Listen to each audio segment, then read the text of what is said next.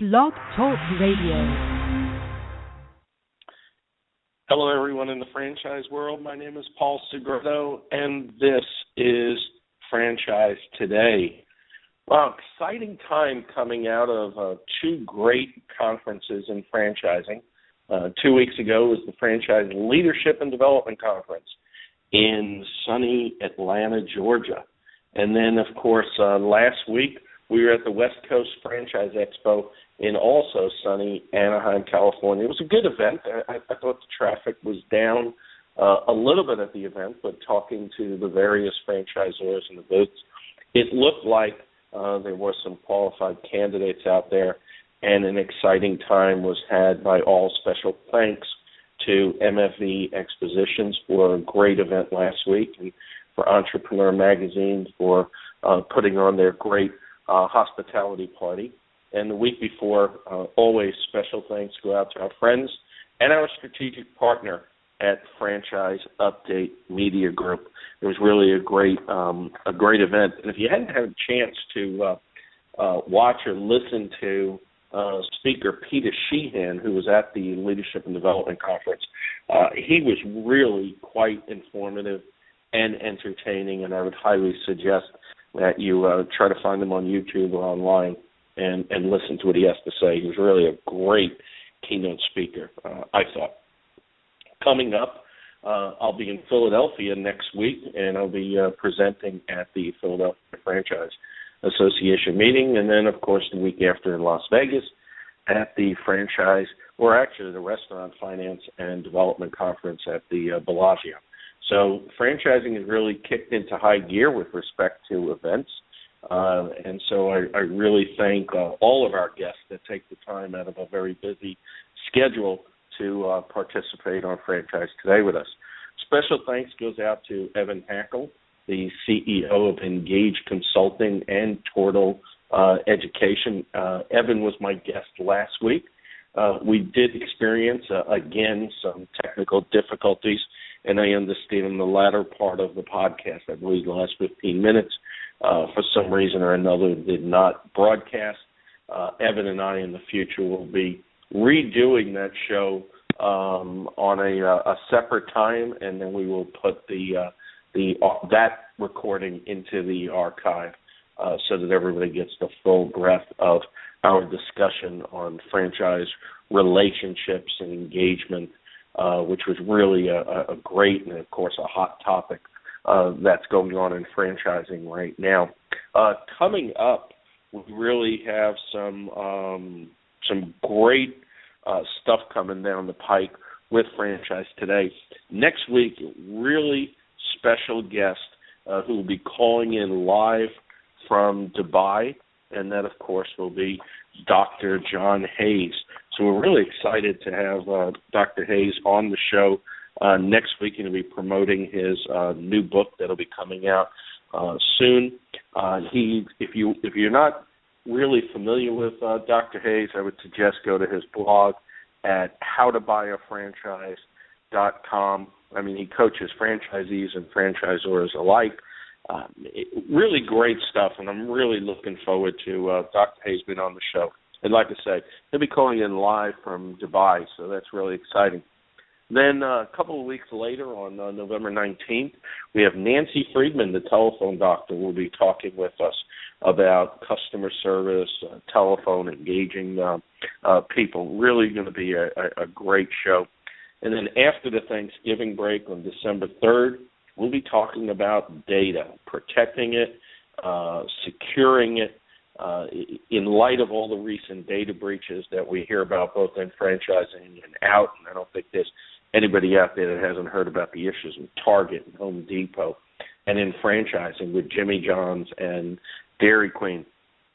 Two real experts in the field are going to be with us. It'll be Tom Epstein from FPN, that's Franchise Payment Network, and Lee Plave from the law firm of Plave Cook. So really we've got some good guests coming down the pike, some very interesting topics. Also want to remind everybody that Franchise Today, our strategic partners, Franchise Update And so we're really thankful for Therese and Gary Gardner and Diane Phipps for all they do in helping to promote our show. Also, we wouldn't be here without the likes of the International Franchise Association. We obviously support all that they do in the franchise world, and I highly recommend, looking at their website if you haven't already, looking at all the different things they're doing in government, especially in light of all the recent attacks on the franchise model that have been coming down the pike. So really, take the initiative to be proactive.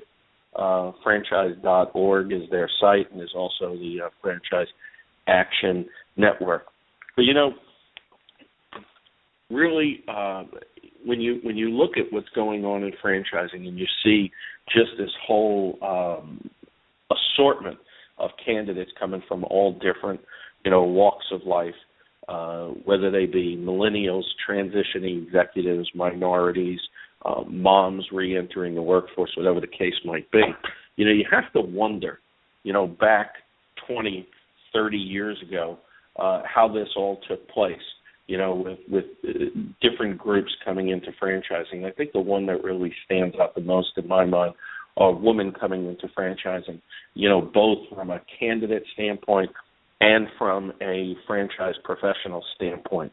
And my guest today is Marianne O'Connell. She's the founder of FranWise, a full-service franchise consulting firm specializing in strategic planning, operations, documentation, and compliance. And, she was first introduced to franchising as the first money mailer franchise. For 11 years, she and her partner expanded 2 franchises while she coached other franchisees. She then worked for her franchisor, Money Mailer, Inc., as VP of Franchise Support Services for over 600 franchisees. Later on, she joined Great Clips, Inc., and as part of its leadership staff, she launched 2 major markets and continued to develop 2 mature markets, overseeing all aspects of operations and training. And as a consultant and founder of FranWise, she has worked with many major brands, new concepts, and top professionals in the world of franchising. They have an impressive list of over 80 brands and maintain strong relationships with its past and present clients. She's an very active member of the IFA, serves on many committees and the Supplier Forum Advisory Board. She's often asked to contribute articles and be a speaker at many franchise-related events, and we're really honored and pleased that she's joining us today on Franchise Today. Marianne, welcome back to Franchise Today. Thanks, Paul. Thanks for having me. Well, we had a great conversation at the West Coast Franchise Expo last week. Probably some of that we won't share on the air. It was really great to be totally transparent, and I love what Susan Blackbeth said yesterday on Facebook. Geesh, I'm sure you guys will have a lot to talk about. And as I said, to use the word from Jaws, we're going to need a bigger boat, because I know you and I could talk for hours and hours on end. It's both interesting, intriguing, and enjoyable all the same. I agree. When it comes to talking franchising, there's never a loss for words. No, I don't think so, and I know Ed Evans is probably listening in and chuckling at that, wondering if there could ever be a loss for words with Paul Segreto and Marianne O'Connell in the mix. So, women in franchising, obviously, is a hot topic. We're seeing a lot of, franchisors really focusing on women as candidates. But we don't see as much, certainly not in the boardroom, of women in franchising. I think they've made some headway into middle management and into, some type of VP positions. But with the exception of a few, there's not a lot in the boardroom. But so before we talk about that, let's go back. So how many years ago was it actually that you started in franchising? Well, that's an unfair question. People are going to be able to do the math. But it's actually 1979 was when Thomas King and I got our first license for a franchise for Money Mailer. We really got it launched and moving in 1980, and that was an exciting time. It was a brand new company, and in those days, the idea of proof of concept didn't really exist. So we were all newcomers together, franchisor, franchisee. Wow, 35 years ago. So you must have started 12. at 4 years old. And, no, 12. I'll admit to that. Okay, 12 years old. All right, great. What was it like back then? I mean, franchising in general from a woman's perspective. Well, from a woman's perspective, franchising was no different than what was going on in the rest of the world. In 1979, you were really only about 8 or 9 years into what was the modern day, and I'm using air quotes here, women's movement. It was mostly men. In fact, the whole face of franchising was different then. The FTC law had just come into place in 79. There was regulation. Things were changing. But most of the leaders of these companies came from that military-industrial complex thinking. It was very top-down management, very regulated and very male.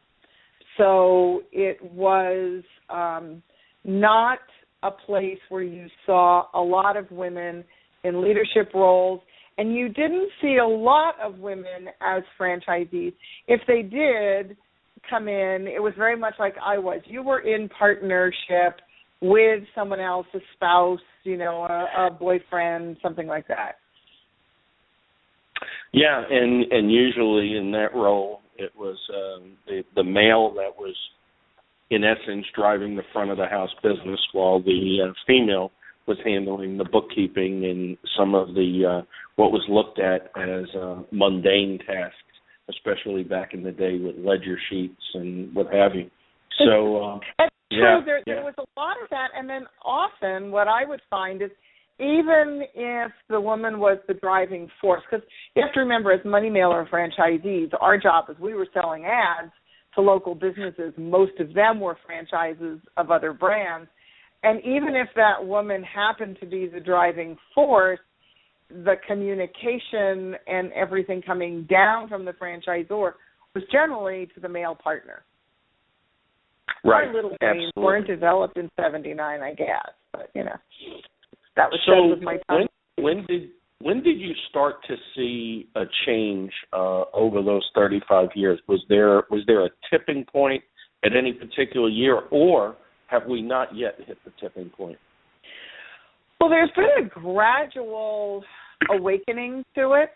I think that the work that was started in the early 70s by a lot of women in business, and then there was more focus.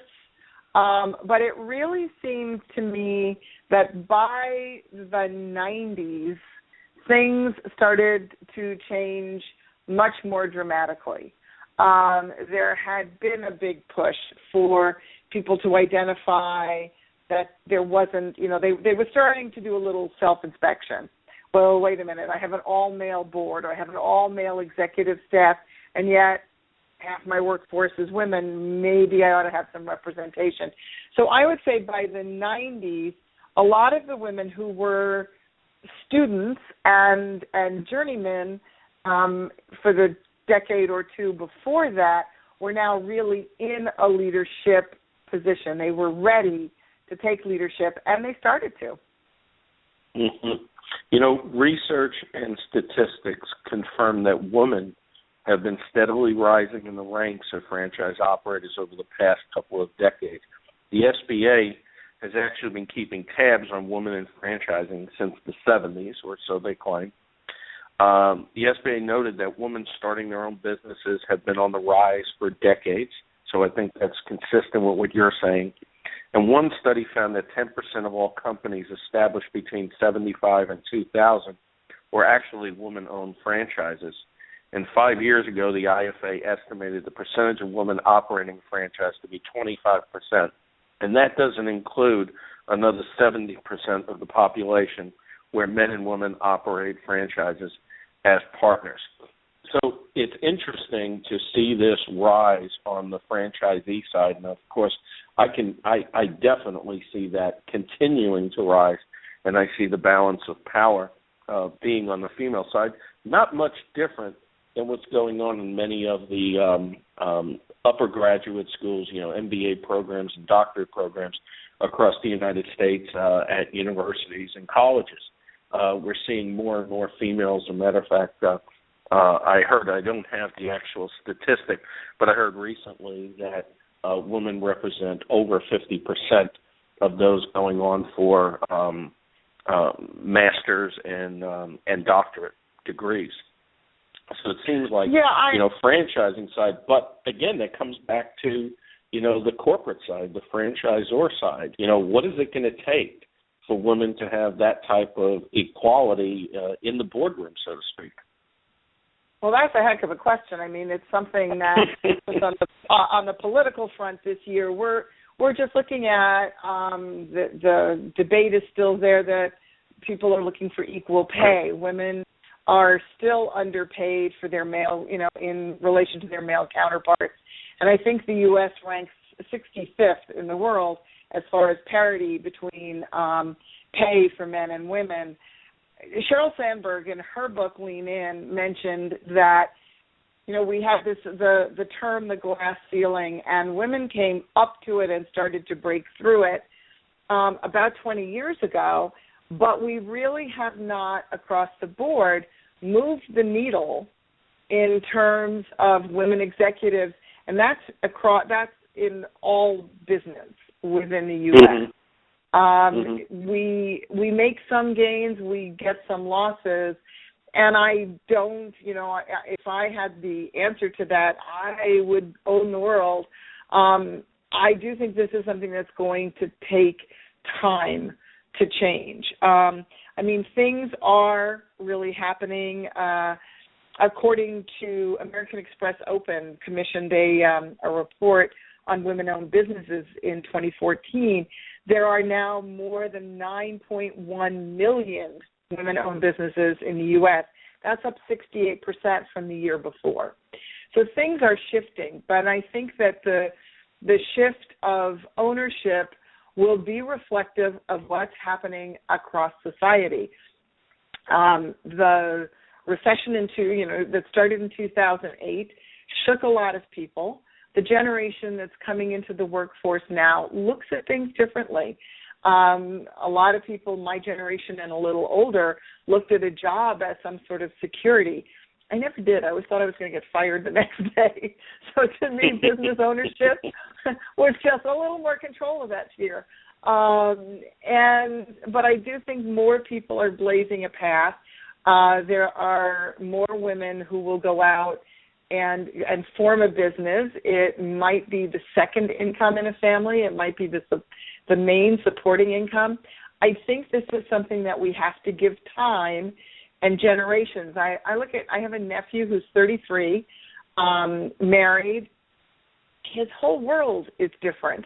There is more multiculturalism than there was when I was his age.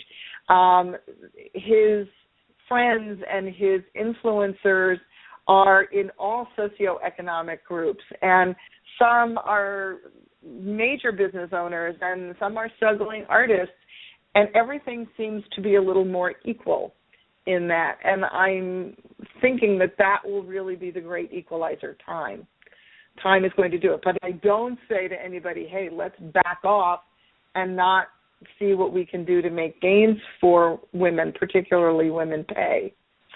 If I might, I think I told you the other day, Paul, that I did an informal study a couple of years ago it was right after Sheryl Sandberg's book came out. And I wanted to get a feel for how women were doing in franchising. And unfortunately, FranData was able to tell me nobody was tracking that that they had. They didn't have any real data. So I grabbed the list of people coming to the convention. And we all have lots of weird titles these days, so I kind of took it from vice president and above. And then broke all of those. I did not track the franchisees, but I did look at the difference between franchisors and suppliers. And what I found is that we are a reflective microcosm of the entire business world, our statistics were just about the same, trending a little better for women than general businesses. And we saw more women executives on the supplier side than we saw on the franchisor side.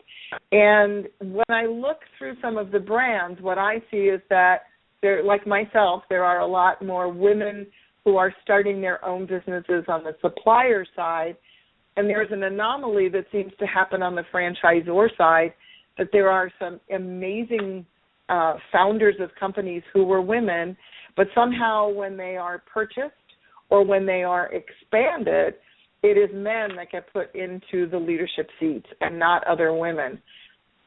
That said, the women we have in leadership and franchising, man, I would put them up against anybody. You look at the Catherine Monsons, the Shelley Sons, the Cheryl Batchelders, Heidi Ganals, Renee Israel, Debbie Schwett. You take some of these Kat Cole, amazing women, and I think a lot of the men should sit back and say, wow, maybe we ought to let them rule here for a while because they're good at it.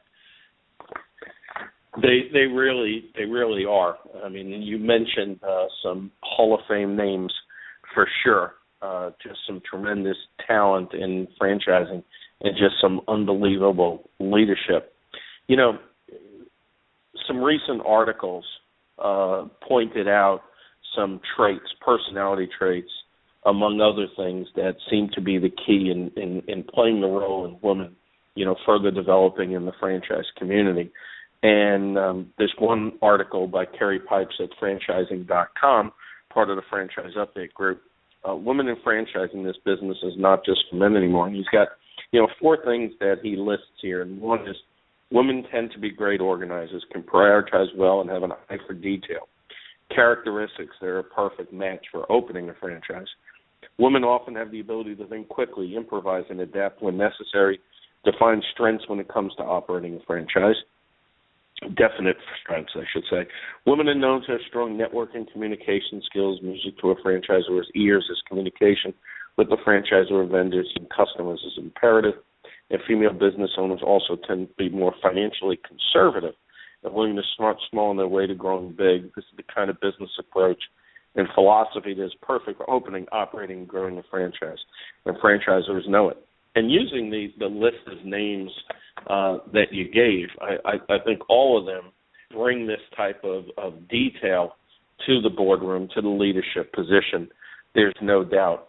But as I asked you the million-dollar question, and I'm embarrassed to be on the male side of things and asking this question because there are so many males that fall into this category, and I'm sure I'll get a barrage of text and tweets and everything else with respect to it.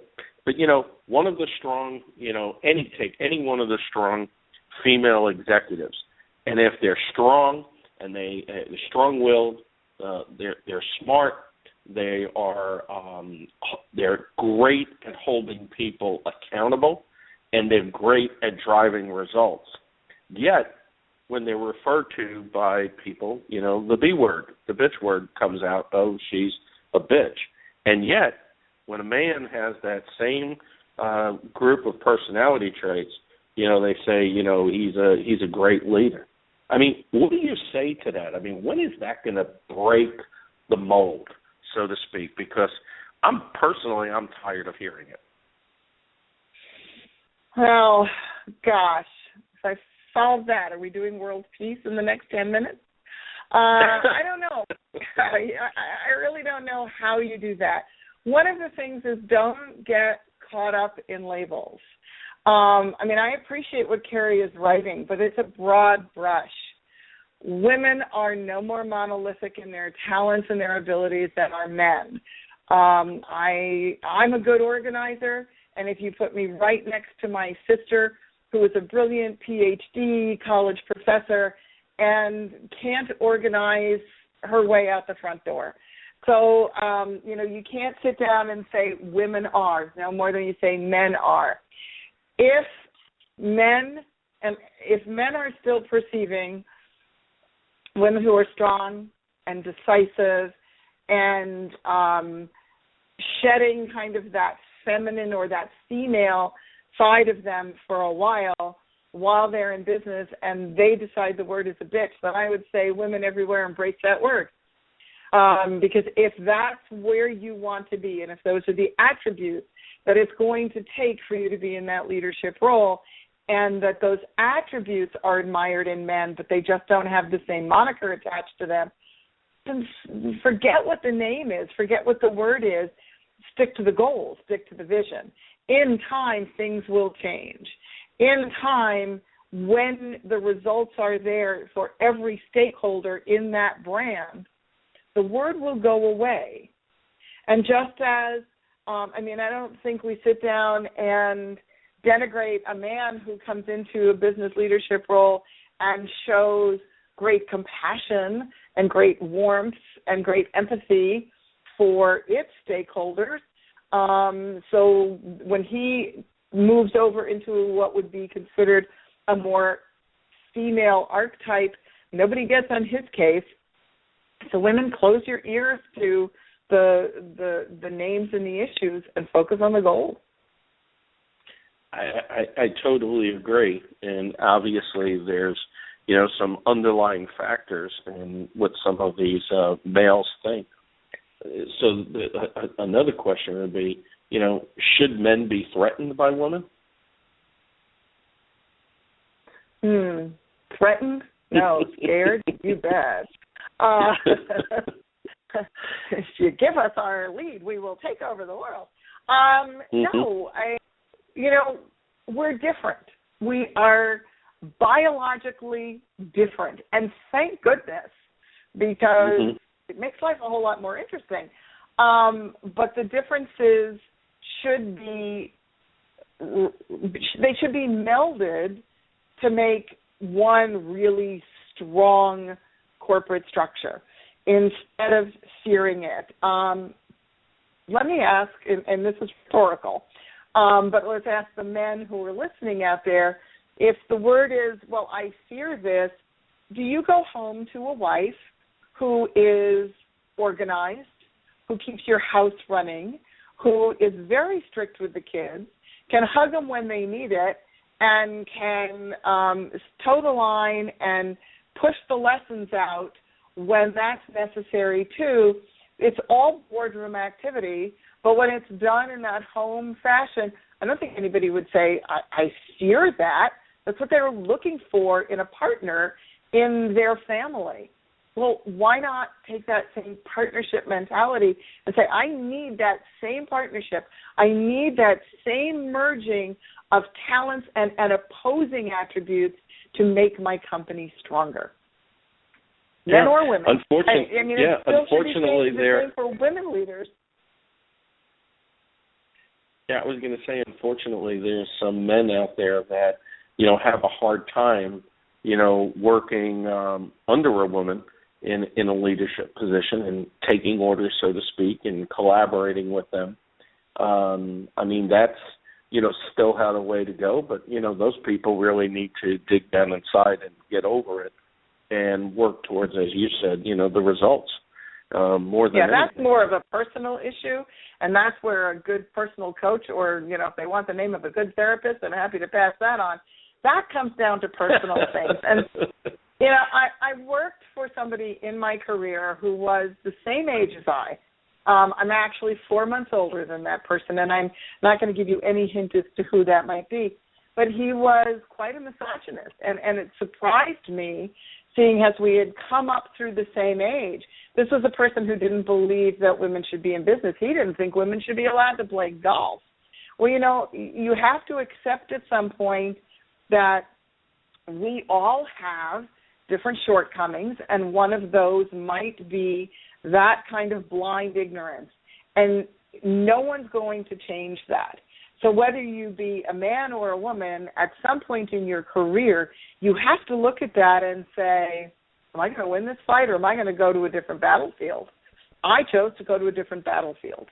You have to look at a point where it's like, that's that human being. He is in charge. He's going to run things, so I'm not going to go there.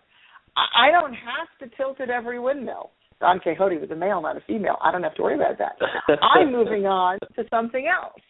And that's what I did. And, I've been lucky in the companies I've worked with. I've had some that have been very male-focused. I've had some that have been very neutral. And then I think one of the great examples of a strong leader in business is Rhoda Olson at Great Clips. Rhoda had fabulous, the company was started by two guys.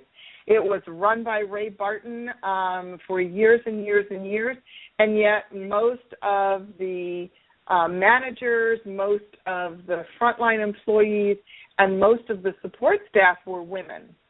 And Rhoda has this almost impeccable blend of the humanity and the caring and the nurturing side that's considered very female, and she had killer business sense. And when she came into the leadership role, that company started to grow by leaps and bounds, never changing its culture, never having to favor one way of doing things over another. She found this balance of these are the business constructs that work. By the way, I have to inform, communicate, educate, and lead both men and women, and she's done an amazing job. They're at, 3,700 salons right now. So it's got to be about the individuals. Maybe if we get the labels off things, it will work. But it's really about embracing the fundamental talents that the leaders have. No doubt. We are live on Franchise Today. My name is Paul Segreto. My guest today is Marianne O'Connell. We're talking about women in franchising, and I'm here thinking about if Don Quixote was a female, he probably could have tackled those windmills a lot better, no doubt. So the IFA, back in 1996, formed the Women's Franchise Committee, and so it's almost 20 years. Are you pleased with the progress that women have made through the IFA's efforts to where we are today with the Women's Franchise Network and various other things that they do with women? Yeah, I'm very proud of the work that the WFC does, and I'm very proud of the women who are. The women on that committee represent franchisors, franchisees, and suppliers. And even though men could apply and be on that committee, it's all women. I guess that goes back to that "Are you afraid?" question you had there, Paul. Their efforts have been wonderful. I get calls over the years from women who have said, wow, it was coming to that committee, it was coming to my local Women's Franchise Network meeting, it was meeting up with lots of other women that gave them a lot of courage to push forward or to see that, yes, they were on the right track and to reach out for the help they needed. I think that's something women, we're not really good sometimes at asking for help in the beginning. We think it's a sign of weakness. And once we realize it's okay, be careful, we network better than anybody. The work has been great. I will say that last year, as I finished off my role as the chairman of that committee, one of my comments to the group was, don't take anything for granted. We still, as a gender, are not equal in pay. We still are not a 50-50 split in the boardroom. We have a lot of distance to go. And I do think that, to a degree, some of the younger women coming through take so much of what is available to them for granted. The history is very short. People in my mother's generation couldn't get credit in their own name, women. It was very hard for them to buy real estate. It was very hard for them to open businesses. So if you look that, like from the 60s until today, that's not a long time to have gone from, wow, I can have my own credit card, to I can run a Fortune 500 company. That's pretty rapid growth. And if you're in your late 20s and early 30s and you're just coming into the business, my cautionary tale is understand the history that got you there. Understand that the fact that you have an option to have a kid and have maternity leave and then come back in and pick up your career, whoa, that happened a blink ago. And don't let the gains slide and don't think it's somebody else's job to make those paths for you. Until there is absolute parity, we've all got to keep working together on that. Absolutely. So many, and I'm glad you mentioned that men could apply to be on the Women's Franchise Committee because I think the majority of men out there aren't aware of that. So, yeah, definitely a great way to overcome those fears. I've been trying to get Brian Schnell to join for years. We have our award that's given every year is the Crystal Compass Award, and Brian has won that. I mean, yes, it's mostly women who have won it, but we do reach out, so reach back. Yep, absolutely. Women in entrepreneurship, is a big thing. Nowadays, there's a lot of, franchise companies as well as other companies that are being started more and more by women, all the way from, the Martha Stewarts of the world, the Bobby Browns, et cetera, all the way down in franchising. There's a lot of them. You mentioned an interesting comment the other day when you said something to the point, and correct me if I'm wrong because I'm paraphrasing here, something to the point that you're disappointed when you see females that start companies and eventually turn over the leadership to males. Give us some of your thoughts on that. Well, I did say that, and I touched on it briefly just before. I've seen often that there are great brands who had women founders. And as the company grows and that founder steps out and they need someone to step into the CEO role or the COO role, I'm finding, I look and see more often than not, it's a man that is brought in. Now, I'm not privy to the screening process that they went through, but I see that a lot.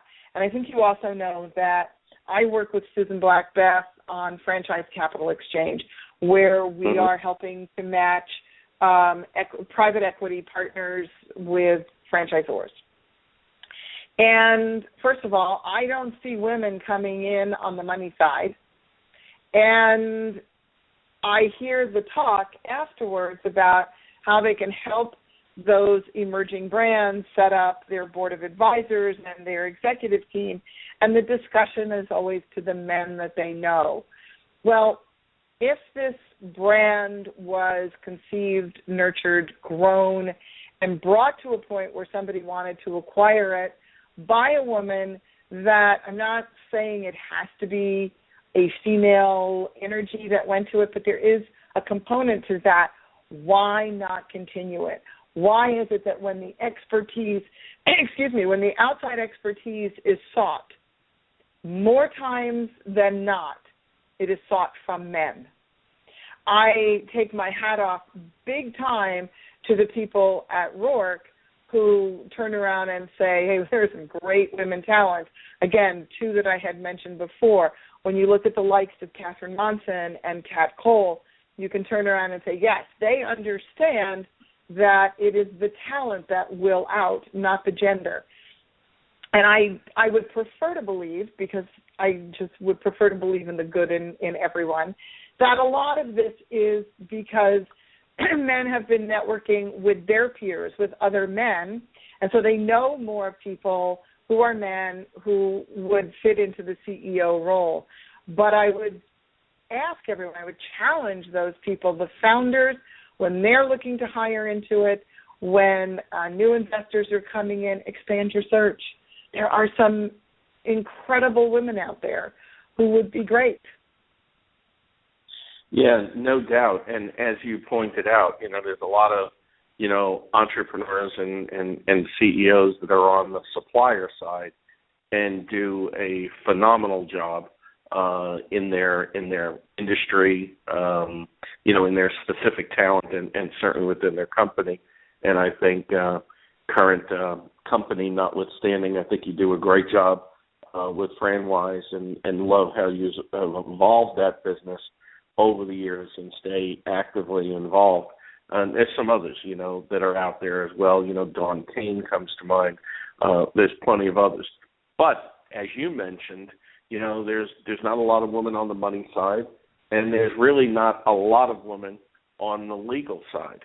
And obviously, two strongholds of American industry, and yet we see less and I don't think we're seeing less and less. I think some people are breaking through that ceiling, but certainly, those are two industry segments that are very male heavy, so to speak, at this point.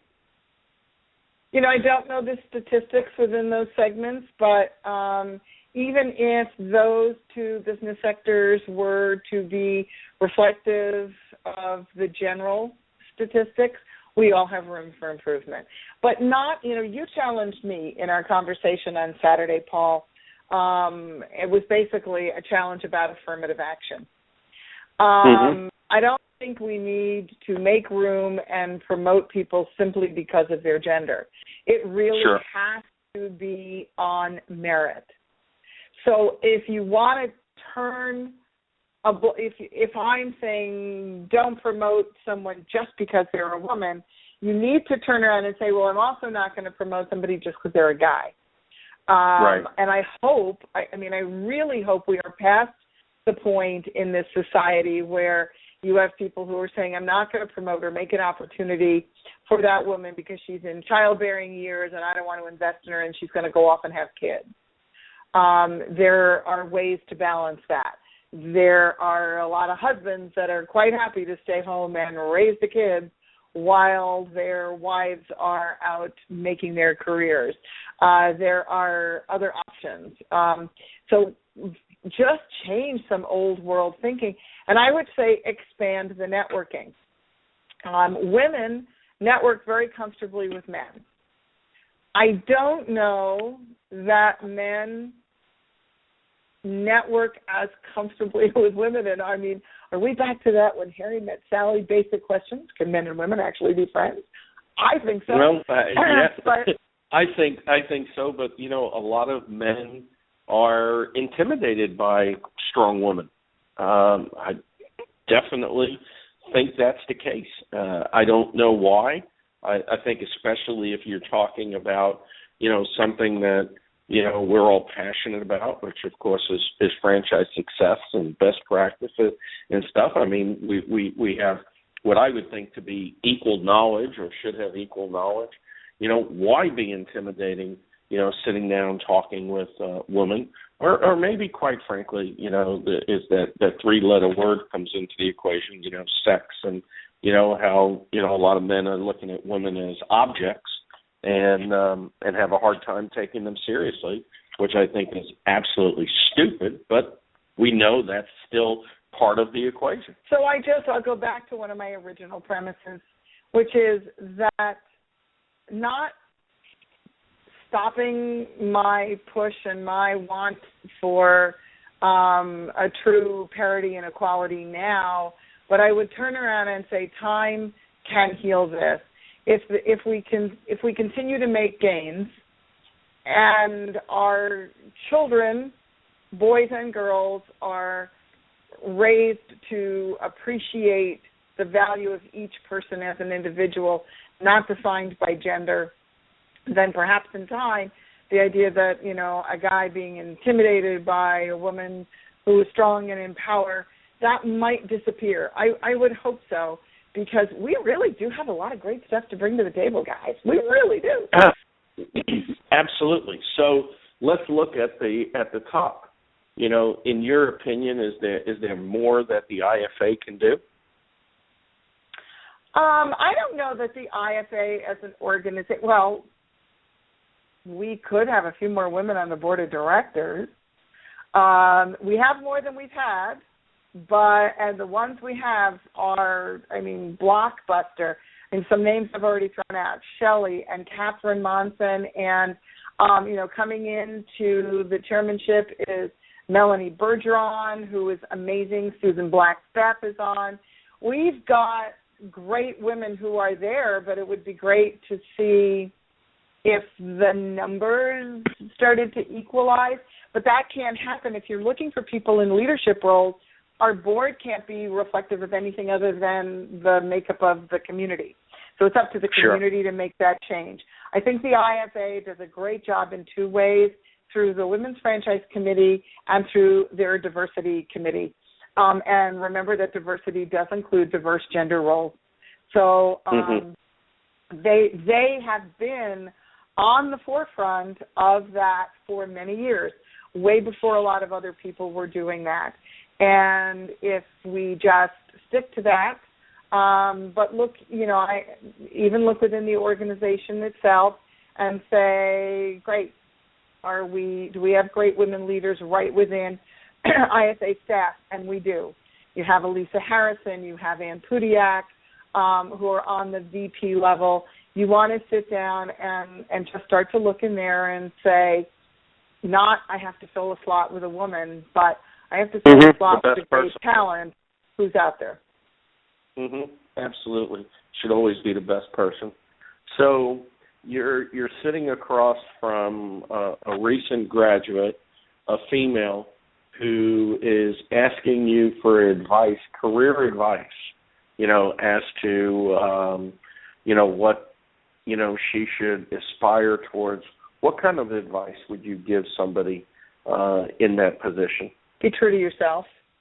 Be who you are, first and foremost. Don't try and mold yourself. You can have mentors and you can have role models, but don't try and mold yourself into being anybody other than who you are, because then when you take the knowledge you acquire and the skills that you hone and the talents that you decide to implement, they will only be truly effective when they are backed by a genuine person.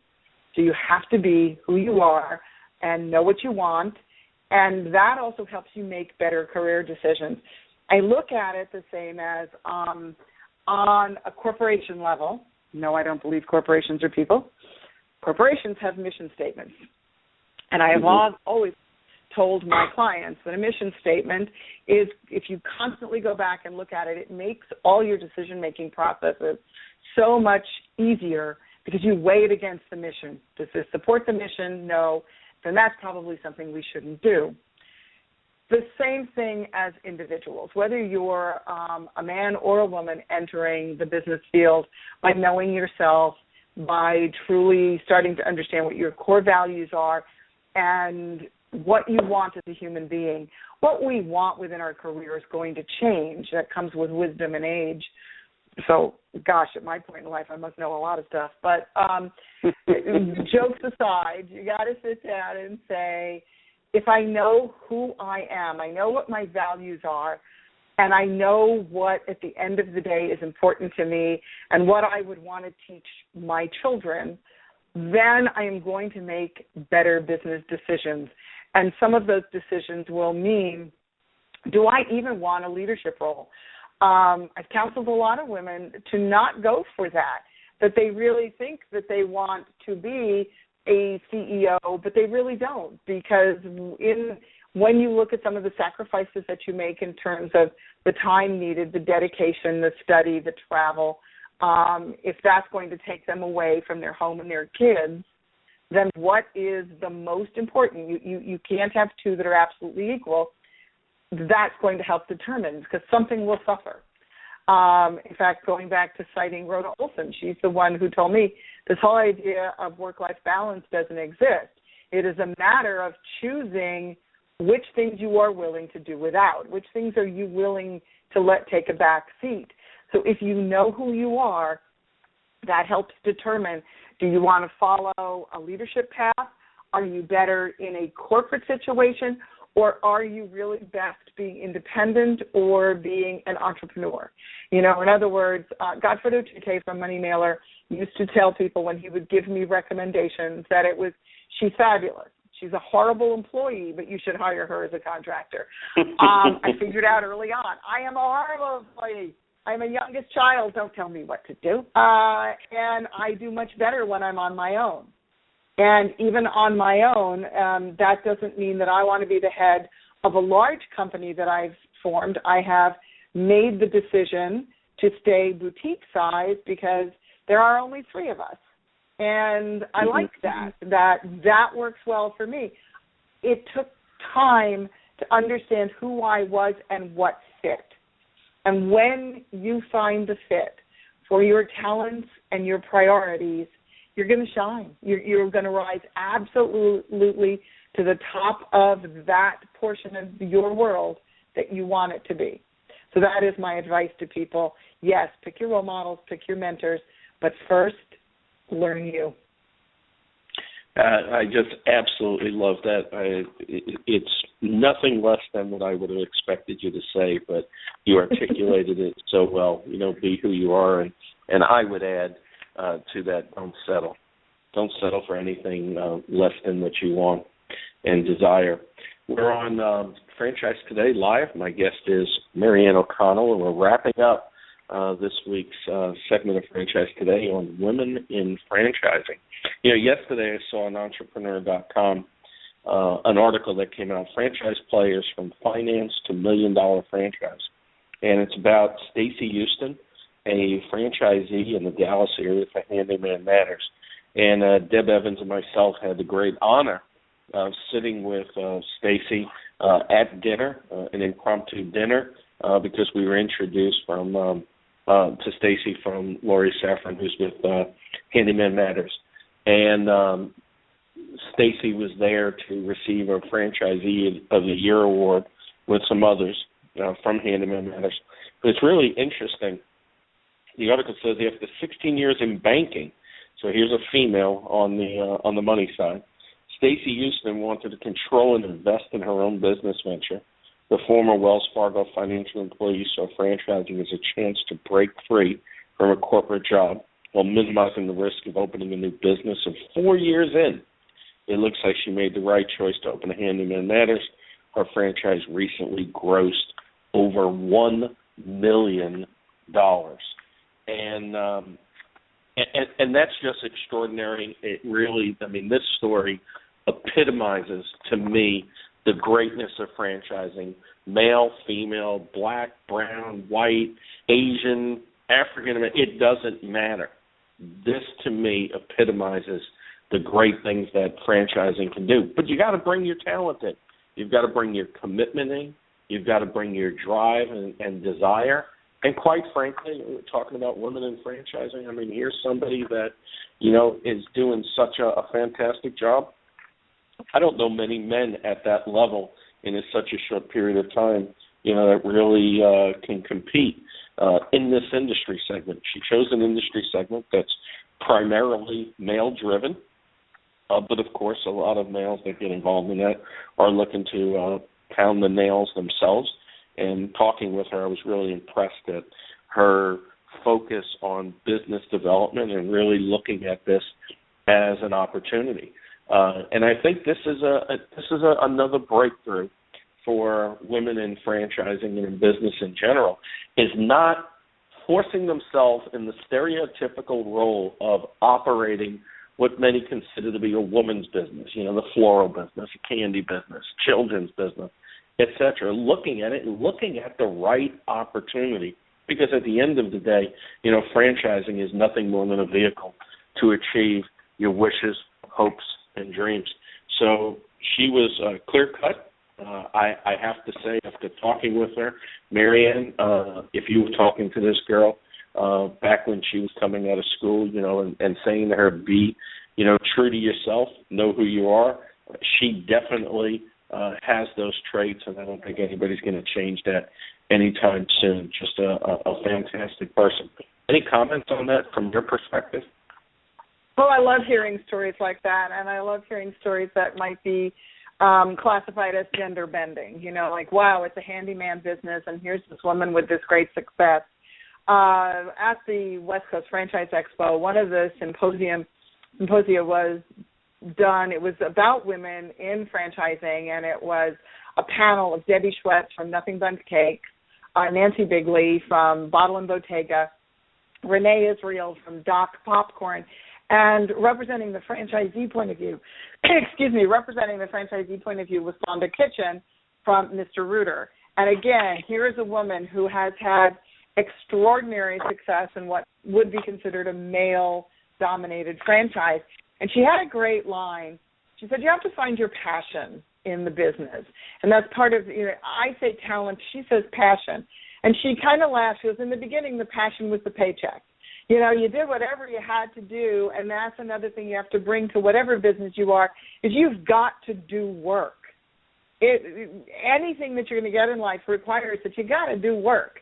And even though the phrase says if you do what you love, you don't work a day in your life, hogwash, it's still work. But she said first she chased the passion of the paycheck until she found what was good for her. She hired men who can, she can still clean a drain in a pinch, but she hired the guys that did that work because her passion wasn't plumbing. Her passion was building people. And building people built. So when I hear any story like that, whether it's a man or a woman who has started this franchise success stories just make me smile from ear to ear. Because having been there, I know how much work it took and how much guts it took to take that leap of faith that you could do this. You could own a business. You could walk away from what was, somewhat secure as a job with benefits and retirement plans and sick days and step off that cliff. Yeah, I don't think that there is a gender gap there. That's just big, brave, wonderful people. Yep. And two people in particular in franchising that I want to put a spotlight on, both are females. Both are in industries that have been predominantly male-driven, and both of them took over for their dads, both strong men themselves. So besides the whole female aspect, I'm sure there was a lot of comments of, she was lucky she was the daughter and wouldn't have that type of position that she has today. And those two people, of course, are Dina Dwyer-Owens, who's done a fantastic job. Matter of fact, can't even come up with the right adjective for what she's done with the Dwyer Group. And then, of course, Barbara Moran Goodrich. Both had, strong personality dads that, founded the businesses and drove the businesses, male-focused type of industry. And they took it over and have taken their brands to new heights. And certainly my hat's off to both of them as well. I agree 100%. Two great women in franchising. And you know what?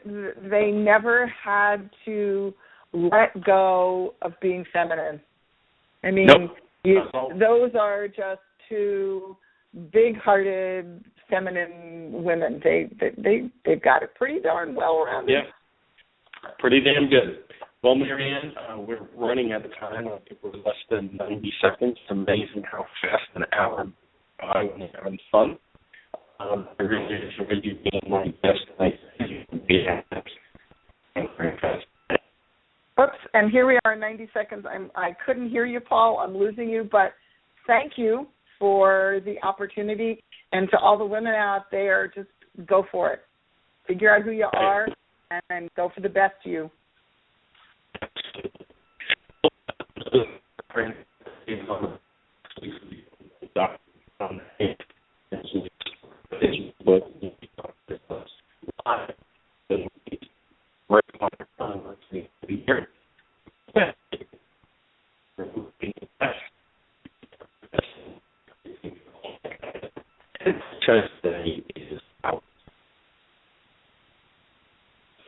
I'm sorry, Paul. I've lost you. I couldn't hear anything, but thank you for the opportunity.